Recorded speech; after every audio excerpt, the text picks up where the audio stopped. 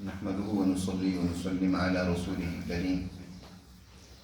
أما بعد فأعوذ بالله من الشيطان الرجيم. بسم الله الرحمن الرحيم. يا أيها الذين آمنوا أطيعوا الله وأطيعوا الرسول ولا تبطلوا أعمالكم إن الذين كفروا وصدوا عن سبيل الله ثم ماتوا وهم كفار فلن يغفر الله لهم فلا تهنوا وتدعوا إلى السلم وأنتم الأعلون والله معكم ولن يتركم أعمالكم إنما الحياة الدنيا لعب ولهو وإن تؤمنوا وتتقوا يؤتكم أجوركم ولا يسألكم أموالكم إن يسألكموها فيحفكم تبخلوا ويخرج أضغانكم ها أنتم هؤلاء تدعون لتنفقوا في سبيل الله فمنكم من يبخل ومن يبخل فإنما يبخل عن نفسه والله الغني وأنتم الفقراء وإن تتولوا يستبدل قوما غيركم ثم لا يكونوا أمثالكم. صدق اللہ العظیم. یہ سورہ محمد جس کا دوسرا نام سورہ قتال بھی ہے، اس کی آخری آیات ہے. ان آیات مبارکہ میں اللہ سبحانہ و تعالی نے مسلمان جماعت کو مخاطب کرتے ہوئے بڑی عام ہدایات ارشاد فرمائی. اللہ تعالی ارشاد فرماتے ہیں: ایمان والو، اللہ کا حکم مانو اور اللہ کے رسول کی اطاعت کرو. اللہ اور اس کا رسول جو تمہیں حکم دیں اس کو پورا کرو، اس کی تعمیل میں کسی قسم کی کوتاہی نہ کرو. اگر تم اللہ اور اس کے رسول کے احکامات میں سستی کا ارتکاب کرو گے یا کمزوری دکھلاؤ گے تو یاد رکھو جو کچھ تم تھوڑے بہت اعمال کر بھی رہے ہو اللہ کے ہاں ان کی بھی کوئی اہمیت نہیں، وہ بھی سب رائے گاہ جائیں گا. اور خاص طور پر یہاں اللہ نے جو تمہیں حکم دیے ہے، حکم جہاد، ظالم طاغوتی طاقتوں اور قوتوں کے مقابلے میں اپنی جان تک کی بازی لگا دینا اور اس کے لیے اپنے تمام وسائل بروئے کار لانا. اللہ کے اس حکم کی تعمیل میں غفلت نہیں ہونی چاہیے. اگر اس میں تم نے غفلت کی ہے اور اس کے علاوہ کچھ اور تم چھوٹے موٹے نیک کام کر رہے ہو، ان کی اہمیت نہیں ہوگی، وہ بھی اللہ کی نظر سے ضائع کر دیے جائیں گے. اسی کو اللہ نے فرمایا: اے ایمان والو، اللہ اور اس کے رسول کی اطاعت کرو، ولا تبطلوا اعمالکم، اور اپنے عملوں کو باطل نہ کرو. اس سے پہلے جو تم نے عمل کیے ہیں وہ تو اسی عمل کی تیاری کے لیے تھے. اب اس عمل کی اصل قبولیت تو یہی ہے کہ جس کے نتیجے میں یہ عمل اچھے انداز سے سر انجام پانا چاہیے، اس میں تم سستی نہ کرو، وگرنہ تو تم نے اس پہلے عمل کو بھی ضائع کر دیا. اس کی مثال اس طرح سمجھو جیسے ایک فوجی کو ٹریننگ دی جاتی ہے، اس کو تربیت دی جاتی ہے، اس پر بڑا خرچ کیا جاتا ہے، اس کو مشق کروائی جاتی ہے، اس کی پی ٹی ہوتی ہے. اب یہ ساری اس کو جو ٹریننگ دی جا رہی ہے اس پر بڑا خرچ کیا جا رہا ہے. کس لیے؟ تاکہ دشمن کے مقابلے میں یہ سپر بن جائے، اپنی جان تک کی بازی لگا دے، لیکن جس دشمن کو اپنے ملک پر حملہ آور نہ ہونے دے، اسے روک کر رکھے. اگر یہ اس کام کے لیے کردار ادا نہیں کرتا تو کیا اس کی وہ ساری جو ٹریننگ تھی وہ سب برباد ہو گئی؟ وہ کس کے لیے؟ وہ اسی لیے تو تھی کہ یہ اگلا کام کرے. تو اسی لیے اے مسلمانوں، اللہ نے جو تمہیں یہ جہاد کا حکم دیا ہے اور اس سے پہلے جو تم اعمال کر رہے ہو، تم نے دین اسلام کا کلمہ پڑھا ہے اور اس کے بعد اس کی تربیت قبول کی ہے، اس کی عبادات کے نظام کو تم بروئے کار لا رہے ہو، یہ سارا اس لیے تھا کہ تاکہ عملی نظام اس کے مطابق تم معاشرے میں قائم کرو اور اس کے لیے دشمن سے تمہیں ٹکر بھی لینی پڑے تو اس میں بھی سستی نہ دکھلاؤ. لیکن تم اس کے لیے تو تیار نہیں ہو.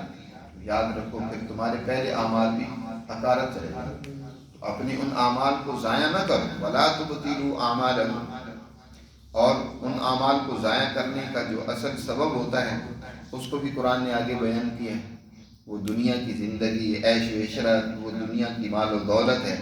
اس میں انسان پڑھ کر آگے دین کے غلبے کے لیے قربانی دینے کے لیے تیار نہیں ہوتا تو قرآن نے آگے اس کا تفصیلی تذکرہ کیا۔ اس سے پہلے اور بات قرآن نے کہی کہ ان الذین کفروا وصدوا عن سبیل اللہ، بے شک وہ لوگ جو اللہ کی تعلیمات کا انکار کرتے ہیں۔ جہاں دیکھو پیچھے اللہ نے کافروں کا دو جماعتوں کا تذکرہ کیا تھا، اور پھر تیسری ایک جماعت منافق جو مسلمانوں میں ہی شامل ہو جاتی ہے، کمزور لوگ جو ہوتے ہیں ان کا بھی ذکر کیا۔ لیکن سورت کے آغاز میں دو جماعتوں کا تذکرہ کیا، ایک تو سچی مخلص ایمان والی جماعت، اور دوسری اس کے مقابلے میں وہ جماعت ہے جو کفر کا ارتکاب کرتی ہے، دین اسلام کے غلبے میں رکاوٹ کھڑی کرتی ہے۔ یہاں پر ایمان والوں کو مخاطب کیا، اور عجیب بات ہے، یہاں ذرا غور کرنے کی ضرورت ہے کہ ایمان والوں کے خطاب میں بھی عنوان آگے وہ اختیار کیا جو اس کافر جماعت کے لیے، کہ اگر تم یہ کام نہیں کرو گے جو جہاد کا، دشمن اور ظالم طاقت و قوتوں کو شکست دینے کا، تو پھر تم دوسری جماعت میں چلے جاؤ گے۔ وہ کون سی دوسری جماعت؟ ان الذین کفروا، جنہوں نے اللہ کی تعلیمات کا انکار کیا، وصدوا عن سبیل اللہ، اور انسانیت کو اللہ کے راستے سے روکا۔ جی وہ جو ان کا کردار تھا، گویا تمہارا بھی وہ کردار ہو گیا کہ تم نے اپنے اس اہم عمل کو چھوڑ دیا۔ تم بھی انسانیت کو ان کے ظلم سے نجات نہیں دلانا چاہتے، ان کی مشکلات ان سے کم نہیں کرنا چاہتے، عدل و انصاف انہیں فراہم نہیں کرنا چاہتے، تو اس جماعت میں تم نے کیا فرق رہا؟ اور پھر تم نے ساری زندگی اسی طرح گزار دی کہ تمہیں موت آ گئی، ثم ماتوا وهم کفار، تو یاد رکھو فلن یغفر اللہ لهم، تو آخرت میں بھی تمہاری مغفرت نہیں ہوگی۔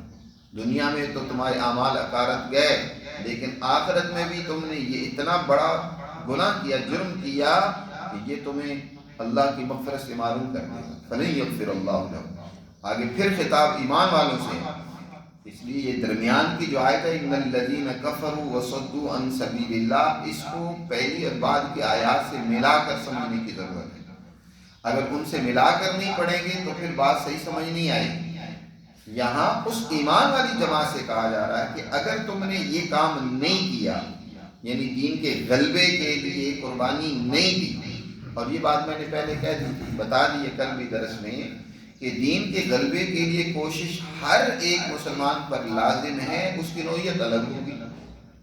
اگر ایک آدمی میدان جنگ میں لڑنے کی صلاحیت رکھتا ہے تو اسے میدان کارزار میں کردار ادا کرنا ہوگا، اور ایک آدمی واعظ ہے، وہ اپنی تقریر اور بات کے ذریعے سے دین کے غلبے کی اہمیت کو بیان کر سکتا ہے، لوگوں کو اس کی ترغیب دے سکتا ہے، لوگوں کے سامنے اس کا راستہ روشن اور واضح کر سکتا ہے، تو اسے اپنی تقریر کے ذریعے سے، کسی کو اپنی تحریر کے ذریعے سے، کسی کو اپنی تبلیغ کے ذریعے سے، مقصد وہی ہونا ہے کہ دین کو غالب کرنا ہے معاشرے میں، اور کسی کو مالی امداد کے ذریعے سے، اور پراپوگنڈا دشمن کے طرف سے ہوتا ہے تو کسی کو اس کا جواب دے کر، لوگوں کا ذہن بنا کر، نوجوانوں کو تیار کر کے، باہر اپنے درجے میں جس درجے کی وہ اہلیت اور صلاحیت رکھتا ہے، اسے اس مشن میں کردار ادا کرنا ہے۔ اگر وہ نہیں کردار ادا کر رہا، اس عمل میں شریک نہیں ہو رہا، تو قرآن اس کو کس سے تعبیر کر رہا ہے؟ ان الذین کفروا وصدوا عن سبیل اللہ ثم ماتوا وهم کفار، پھر اسی حال میں ان کی موت آ گئی ہے، تو یاد رکھو فلن یغفر اللہ لهم، اللہ ان کی مغفرت بھی نہیں کرے گا، آخرت میں بھی مغفرت نہیں ہوگی۔ فلا تہنوا، پھر فرمایا فلا تہنوا، سست نہ ہو جاؤ، کمزوری نہ دکھلاؤ اس معاملے میں، تم گھر بیٹھ جاؤ، بس چند ایک ایسے کام کر لو جس کا کوئی ضرر نہیں ہے، اور سمجھو کہ ہم بڑے بیوے اور نیک اور پاک نام اور پرزا بن گئے، جو اصل مقصد جس کے لیے تمہیں یہ اعمال تم سے کروائے جا رہے ہیں وہ تم نے بلا دیا، ایسا نہ کرو۔ فلا تہنوا، اور اگر وتدعوا الی السلم، لوگوں کو صلح کے لیے بلانے لگ پڑو کہ یار ٹھیک ہے صلح اور امن سے رہیں، چھوڑیں جنگیں کیا ہوتی ہیں، تم صلح پسند بن جاؤ، امن پسند بن جاؤ، وتدعوا الی السلم، ایسا نہ ہو۔ فلا تہنوا، سست نہ ہو اور لوگوں کو صلح اور امن کی طرف دعوت دینے لگ پڑو۔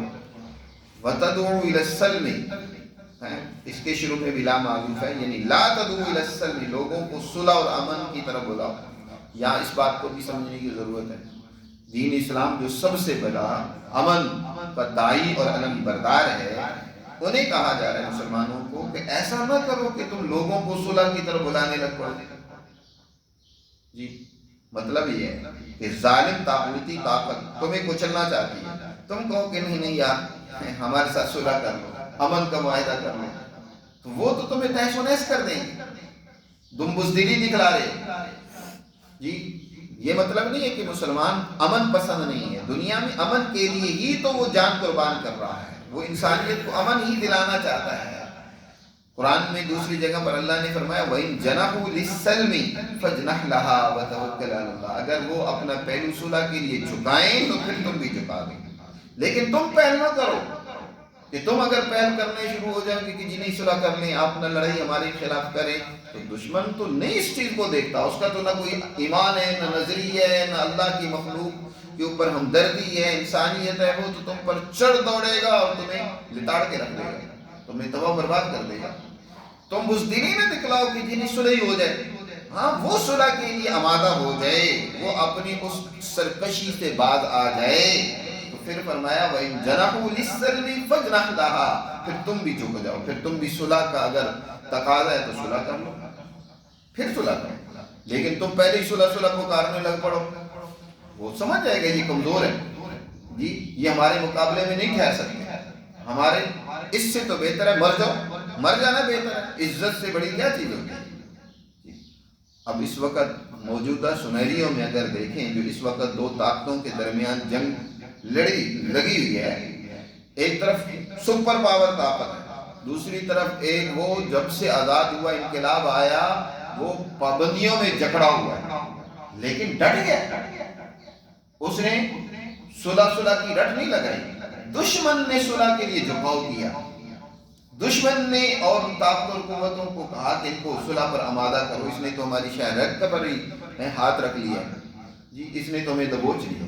ہاں اب ٹھیک ہے صلح کرو تم، لیکن پہلے ہی تم صلح اور امن کے لیے پکارنے لگ پڑو تو پھر جو ہے یاد رکھو تمہارا دنیا کے اندر روب ختم ہو جائے گا، اور اس کے ذریعے سے جو تم دنیا میں ظالم طاغوتی طاقتوں کو ان کے ظلم و شرارت سے روکنا چاہتے ہو نہیں روک پاؤ گے. اس لیے قرآن نے فرمایا اے ایمان والو سستی نہ دکھلاؤ، صلح کی طرف نہ بلاؤ، تم ہی غالب ہوگے. انتم الاعلون. یہ جب تمہارے اندر چیزیں موجود ہوں گی کیونکہ تمہارا نظریہ بہت اونچا ہے، انسانیت کا نظریہ ہے، غلبہ تمہارے ہی ہوگا. انتم الاعلون واللہ معکم. اس لیے بھی تم غالب ہوگے کہ اللہ تمہارے ساتھ ہے. اللہ کی تائید اور نصرت جس کے ساتھ ہے کیا وہ مغلوب ہو سکتے ہیں؟ وہ شکست کھا سکتے ہیں؟ نہیں. یقیناً جب وہ اللہ پر اعتماد کر کے نکلیں گے چاہے وسائل ان کے پاس کم بھی ہیں تو اللہ کی تائید اور نصرت ان کے شامل حال ہوگی. واللہ معکم ولن یترکم اعمالکم. اللہ تمہارے کاموں میں نقصان نہیں ہونے دے گا کہ تمہاری جو ضائع ہو جائے، تمہارے ان کاموں کا کوئی نتیجہ نہ نکلے. نہیں، اللہ ضرور تمہاری ان قربانیوں کے نتائج ضرور. قربانی تو دینی پڑتی ہے. آپ کہیں کہ قربانی بھی کوئی نہ ہو اور بس اللہ میاں جو ہے ہمیں پلیٹ میں رکھ کے سب کچھ دے دے، ایسا نہیں ہے. بھلے یترکم اعمالکم. اللہ تمہاری کوششوں کو ضائع نہیں کرے گا بلکہ اس کا نتیجہ لازمی تمہارے حق میں نکلے گا. اور کون سا سبب ہے جو تمہیں اس عمل سے، عمل جہاد سے دور رکھ سکتا ہے؟ وہ ہے دنیا کی محبت، سرمایہ پرستی. دولت کا جب پجاری بن جائے انسان تو پھر وہ اس طرح کی جنگ، لڑائیاں اور ان چیزوں سے بھاگتا ہے، پھر دشمن کے مقابلے سے بھاگتا ہے، پھر وہ میٹھی میٹھی زندگی گزارنے کے چکر میں پڑا رہتا ہے. تو قرآن نے کہا انما الحیات الدنیا لعب و لہو. یہ دنیا کی زیب و زینت، عیش و عشرت، یہ دنیا کی دل فریبیاں یہ تو چند دن کے لیے ہیں. یہ دنیا کا کھیل تماشا ہے. کھیل کتنے دن، کتنے وقت، کتنی دیر تک رہ سکتا ہے؟ یہ دنیا کی زندگی بھی تمہاری چند روزہ ہے، کب تک رہے؟ انما الحیات الدنیا لعب و لہو وَإِن تُؤْمِنُوا وَتَتَّقُوا يُؤْتِكُمْ أُجُورَكُمْ. یاد رکھو اگر تم ایمان لے آؤ، اعلیٰ نظریہ اپناؤ، اعلیٰ سوچ اپناؤ، ایمان لے آؤ اور دنیا میں عدل و انصاف قائم کرو، وَتَتَّقُوا اور تقوی اختیار کرو. تقوی کی تشریح پہلے بارہا بیان ہو چکی ہے. پیران پیر شیخ عبد القادر جیلانی فرماتے ہیں کہ تقوی کی وضاحت اس آیت میں کی گئی ہے. ان اللہ یأمر بالعدل والاحسان وایتاء ذی القربى وینہی عن الفحشاء والمنکر والبغی.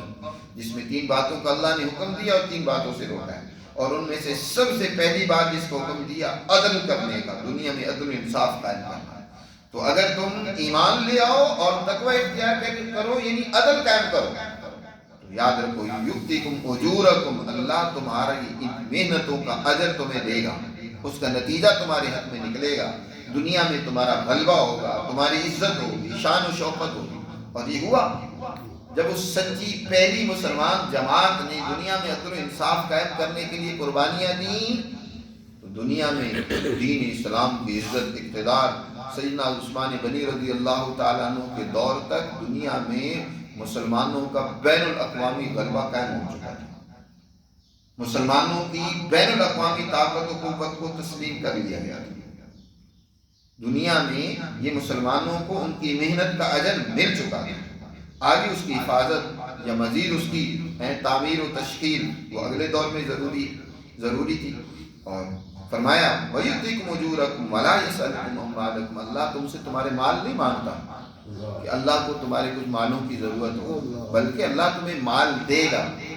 وَلَا يَسْأَلْكُمْ أَمْوَالَكُمْ إِن يَسْأَلْكُمُوهَا، اگر اللہ تم سے تمہارے مال مانگے اور پھر اس میں اصرار کرے فَيُحْفِكُمْ، میں اللہ تعالیٰ کہے کہ مال سارے کی ساری خرچ کر دو، سارا مال اللہ کے راستے میں لوٹا دو، تو نتیجہ کیا نکلے گا؟ تب خلو، تم بخیل بن جاؤ گے۔ اللہ سارا مال تم سے نہیں مانگتا کہ سارے نکالو، کچھ نکالو، کچھ اللہ کے راستے میں خرچ کرو، جان خرچ کرو، مال خرچ کرو، کچھ خرچ کرو جی۔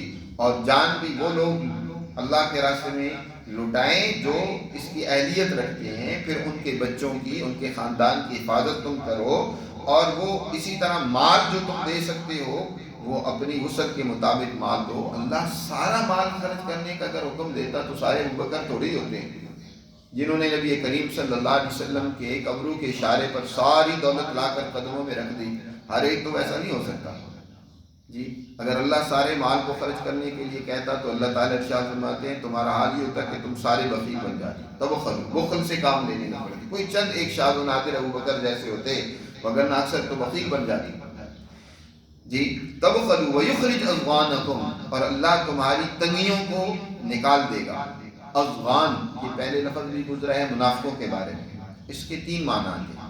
اضغان، اس کے زیغن جی، زغن اس کے ایک معنی تو آتے ہیں حقد اور کینہ کے، جو دل میں بغض ہوتا ہے، عداوت ہوتی ہے۔ منافقوں کے دلوں میں جو بغض اور عداوت تھی، پیچھے اس کا تذکرہ تھا کہ اللہ اس کو باہر نکالے گا۔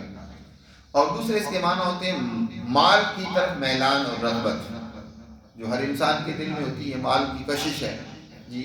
اور وہ جو مال کی یہاں یہی معنی ہے اصل میں، کیونکہ پیچھے مال کو خرچ کرنے کا ذکر ہے جی۔ تو اگر تمہیں اللہ تعالیٰ سارا مال خرچ کرنے کا حکم دیتا تو تمہارا جو مال کی طرف سے وہ رغبت اور شوق ہے تو اللہ اس کو بھی بیان کر دیتا، اور تم بخل سے جو کام لے رہے ہو اس کو بھی بیان اللہ تعالیٰ کر دیتا۔ اور ایک اس کے معنی مشقت کے بھی آتے ہیں، بار کا موقع کی مناسبت سے اس کے معنی میں تبدیلی آتی ہے، اور یہاں مال کی طرف میلان ہے، جو تمہارا مال کی طرف میلان ہے یہ سرمایہ پرستی یاد رکھو، یہی سب سے بڑی بیماری ہے، دنیا کی سب سے بڑی کمزوری جس سے دنیا کے اندر فساد پیدا ہوتا ہے وہ رأسمالیت ہے، یعنی سرمایہ داریت ہے۔ اور اس وقت دنیا پوری سرمایہ دارانہ نظام میں نپٹی ہے، جو اس سرمایہ داریت نے پورے نظام اور سسٹم کی صورت اختیار کر لیا۔ اس وقت 2 ہی نظام دنیا میں چل رہے ہیں، کیپٹلزم جسے کہتے ہیں، سرمایہ دارانہ نظام ہے، اور وہی دنیا میں غالب ہے کہ جن کا مقصد ہی دولت اور سرمایہ کو حاصل ہے۔ آج دنیا کی جتنی بھی جنگیں ہیں وہ سرمایہ اور دولت کے ہیں، ان قوموں کے وسائل پر قبضہ کرنے کے لیے، لوٹ مار کرنے کے لیے، اس میں چاہے انسانیت کا قتل ہو، بچوں کی تباہی و بربادی ہو، خواتین کی توہین ہو، پیچھے مقصد صرف سرمایہ داریت ہے۔ اور یہ دنیا کی ظالم طاغوتی طاقتیں قوتیں جو اس کی اس وقت علم بردار ہے۔ اس کے مقابلے میں ایک اور اشتراکیت ہے، اشتراکیت کا نظام ہے۔ اسلام ان سب سے بہتر نظام دیتا ہے، لیکن افسوس یہ کہ آج دنیا میں اسلام کا وہ جو عادلانہ نظام ہے وہ غالب نہیں ہے۔ آج مسلم ملک بھی سرمایہ داریت کا شکار ہو گئے، جتنے بھی مسلمان ممالک ہیں وہاں بھی سسٹم اور نظام سرمایہ داریت ہے۔ اللہ اس سے بچا رہا ہے، روک رہا ہے کہ تم سرمایہ داریت سے بچو، اس سے اپنے آپ کو دور رکھو اور اللہ کے راستے میں خرچ کرو۔ لیکن مسلمان ادھر ہی دوڑی جا رہے ہیں۔ فرمایا ہا انتم ہاؤلائی تدعون لتنفقوا فی سبیل اللہ۔ ہا انتم میں ہا یہ تنبیہ کے لیے، انتم مبتدا اور ہاؤلائی اس کی خبر ہے۔ معنی یہ ہے کہ اے تم وہ ہو، انتم ہاؤلائی تم وہ ہو، تدعون لتنفقوا کہ تم کو بلایا جاتا ہے کہ لتنفقوا فی سبیل اللہ کہ اللہ کے راستے میں خرچ کرو، تمہیں اللہ کے راستے میں خرچ کرنے کی طرف بلایا جاتا ہے اے مسلمانوں، لیکن تم میں سے بعض وہ ہیں جو بخل سے کام لیتے ہیں۔ فَمِنْكُمْ مَنْ يَبْخَلُ، جب انہیں خرچ کرنے کے لیے کہا جاتا ہے تو بخیل بن جاتے ہیں۔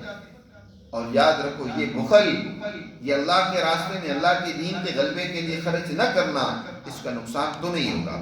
فَمَنْ يَبْخَلْ فَإِنَّمَا يَبْخَلُ عَنْ نَفْسِهِ، اور جو بخل سے کام لیتا ہے تو اس بخل کا وبال، اس کا نقصان اسی کو ہوگا۔ اس طرح ہوگا کہ جب تم خرچ نہیں کرو گے، زکوٰۃ و صدقات کی صورت میں خرچ نہیں کرو گے تو معاشرے میں غربت بڑھ جائے گی۔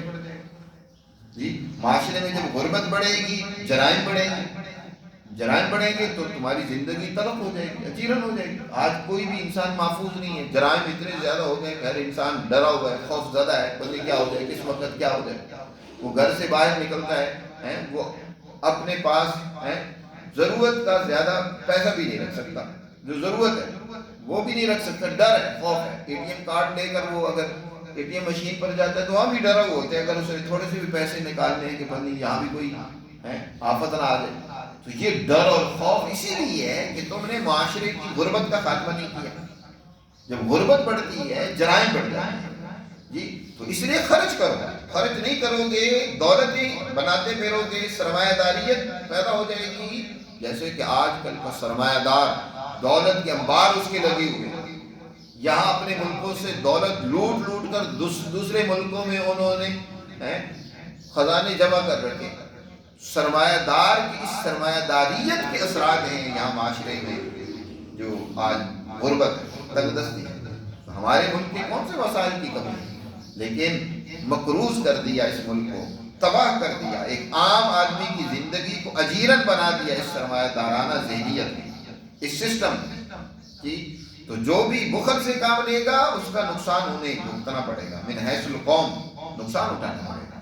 اور اسی طرح اگر اس مال کو خرچ کر کے جہاد کے لیے، دین کے غلبے کے لیے قربانی عطا کرو گے تو دشمن تم پر چڑھ دوڑے گا، اور جب دشمن تم پر چڑھ دوڑے گا تمہاری وہ زندگی اجیرن ہو جائے گی، نقصان تمہیں اٹھانا پڑے گا، تمہارے وہ اموال اور دولتیں بھی ضائع ہوں گی، تمہاری عزتیں بھی نیلام ہوں گی، تمہاری جانیں بھی جائیں گی، نقصان ہوگا۔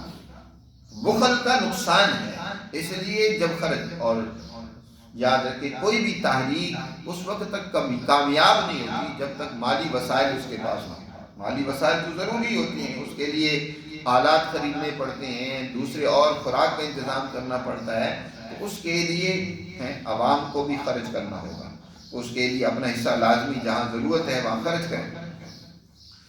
تو واللہ الغنی وانتم الفقراء، اللہ کو تمہارے مالوں کی ضرورت نہیں ہے، وہ تو غنی ہے، اس کو تو کسی کی مال کی کوئی ضرورت نہیں، کسی کی جان کی کوئی ضرورت نہیں ہے، ضرورت تو تم ہی ہے، وانتم الفقراء، محتاج تم ہو، ضرورت مند تم ہو، یہ تمہاری فائدے کے لیے وہ تمہیں کہہ رہا ہے کہ خرچ کرو۔ خرچ کرو گے معاشرے میں امن پیدا ہوگا، دشمن کو شکست ہوگی، تمہیں مزید مال ملیں گے، تم عزت اور امن کی زندگی، عدل و انصاف کی زندگی گزار سکو گے۔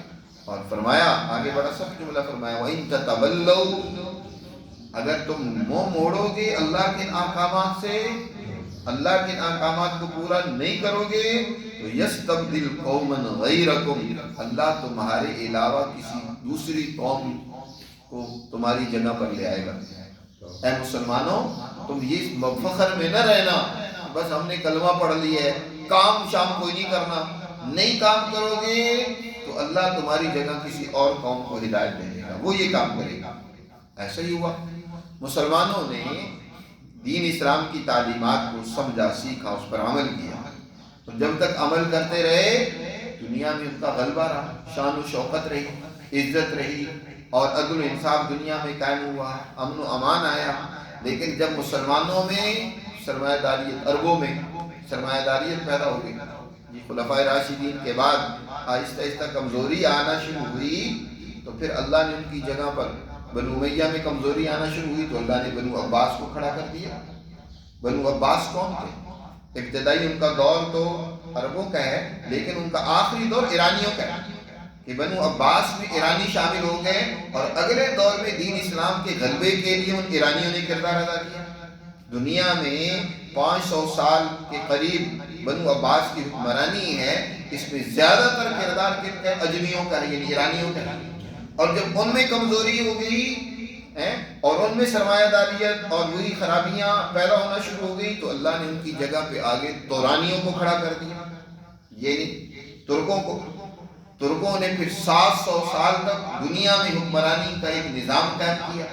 ان کے آخری دور میں جب ان میں کمزوریاں پیدا ہونا شروع ہو گئیں تو اللہ نے ہندوستان کی قوموں کو کھڑا کر دیا۔ یہاں شیر شاہ سوری سے لے کر اور اس طرح پھر بہت سارے خاندان یہاں آئے۔ مغلوں کا آخری دور میں خاندان آیا جس میں اورنگزیب عالمگیر رحمۃ اللہ علیہ کی صورت میں ایک بہترین عادل آخری حکمران، اس کے بعد پھر یہاں بھی زوال آنا شروع ہو گیا۔ تو یہاں پھر عدل و انصاف کا کام، اور ان کے ذریعے سے اللہ نے دنیا میں دین کے غلبے کا کام لیا۔ تو اللہ نے دوسری قوم عربوں کے ساتھ کوئی مخصوص نہیں رہا، اگر انہوں نے کوتاہی دکھلائی، سستی دکھلائی، تو اللہ نے ان کی جگہ پہ دوسری قوم کو کھڑا کر دیا۔ انہوں نے سستی دکھلائی تو اللہ نے کسی تیسری قوم کو کھڑا کر دیا۔ ان میں کمزوری پیدا ہوئی تو اللہ کسی اور قوم سے کام لے لیتا ہے۔ آج مسلمان زوال میں ہیں، آج بستی میں چلے گئے، تو یاد رکھو کوئی اللہ تمہارا محتاج نہیں ہو سکتے۔ اگلے دور میں اللہ کسی اور قوم کو تمہارے بدلے میں تمہاری جگہ پر کھڑا کر دے۔ ہو سکتا ہے چینیوں کو اللہ کھڑا کر دے، ہندوستانیوں میں سے ہندوؤں کو اللہ توفیق دے دے، کسی اور کو اللہ اس کام کے لیے چن لے۔ اس لیے تمہیں ڈرنا چاہیے، اپنی ذمہ داری کو سمجھنا چاہیے کہ اللہ نے تمہیں اتنا اعلیٰ نظریہ دیا، اتنی اعلیٰ تعلیمات دی، اتنا اعلیٰ پیغام دیا، اور تم اس کو پورا نہیں کرنا چاہتے۔ سنیوں نے سستی دکھلائی تو آج شیعوں نے ایک بہادری اور جرت کا مظاہرہ کیا۔ اہل سنت دنیا کی ایک سچی مخلص جماعت ہے، لیکن وہ فرقہ واریت میں مبتلا ہو گئی، سستی میں مبتلا ہو گئی، تو اللہ نے دوسرے شیعوں سے کام لے لیا۔ وہ سستی دکھلائیں گے، اللہ کسی اور سے کام لے لے گا۔ یستبدل قوما غیرکم ثم لا یکونوا امثالکم، پھر وہ تمہاری طرح کے بزدل نہیں ہوں گے، تمہاری طرح کے ناکمے نہیں ہوں گے، بلکہ وہ کردار ادا کرنے والے ہیں۔ اس لیے قرآن مجید نے ان آیات مبارکہ میں مسلمان جماعت کو بڑا جھنجھوڑا ہے، اور انہیں بڑے واضح دو ٹوک انداز میں تعلیمات دی ہیں کہ دین کے غلبے کے لیے مال و جان کی قربانی دینی پڑتی ہے۔ اس میں سستی کرنا، اس میں بس صلح اور امن کی باتیں کر کے دشمن سے مرعوب ہو کر ڈر کر بیٹھ رہنا، یہ قطعی درست نہیں ہے۔ اس سے تمہاری دیگر محنت اور اعمال بھی رائے گا اور ضائع جائیں گے۔ اللہ ہمیں سمجھ نصیب فرمائے اور اپنے احکامات پر عمل کی توفیق۔